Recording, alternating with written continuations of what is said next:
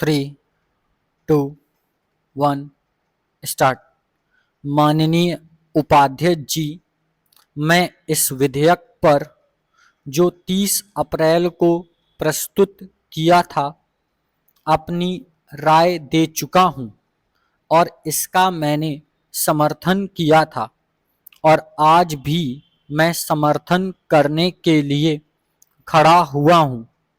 रोजी रोटी, कपड़ा और मकान ने प्रत्येक मनुष्य के लिए दैनिक आवश्यकता की चीज़ें हैं और ये चीज़ें किसी व्यक्ति को उपलब्ध नहीं होती हैं तो फिर उस मनुष्य का जीवन दुर्लभ हो जाता है और कभी कभी उपेक्षित भी हो जाता है और फिर वह अपराधों में लिप्त हो जाता है।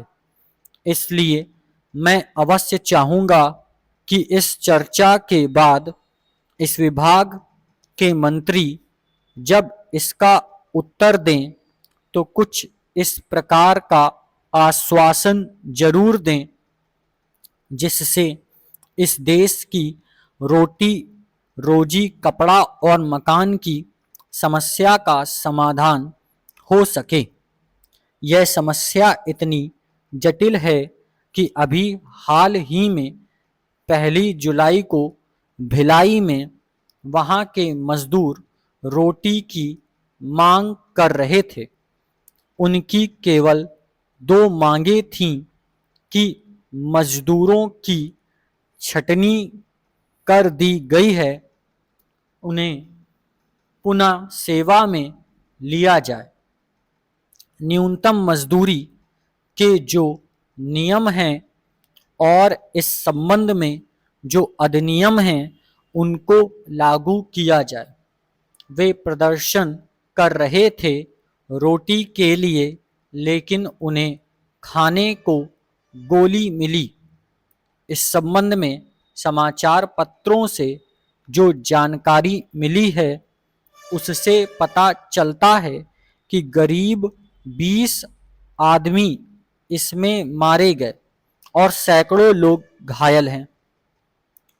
इससे मैं इस बात की ओर ध्यान आकर्षित करना चाहता हूं कि यदि इन समस्याओं का जल्दी समाधान नहीं हुआ तो इस देश में जो अशांति है उसे भंग होने की आशंका भी बनी रहेगी।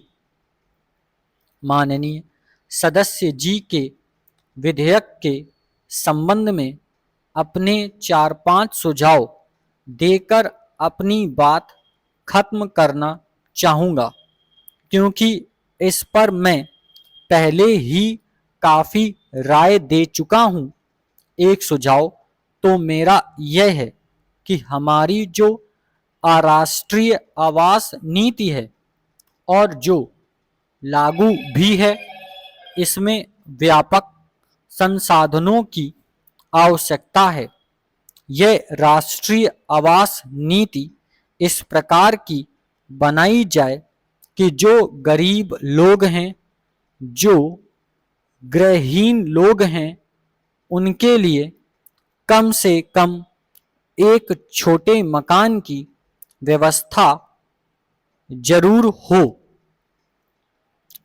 इस नीति में इस प्रकार का व्यापक संशोधन अवश्य किया जाए और इस प्रकार का प्रयास किया जाए और इस प्रकार से एक नीति लागू भी हो। दूसरी बात मैं ये कहना चाहता हूँ कि शिक्षा नीति में व्यापक संसाधनों की आवश्यकता है। Full stop.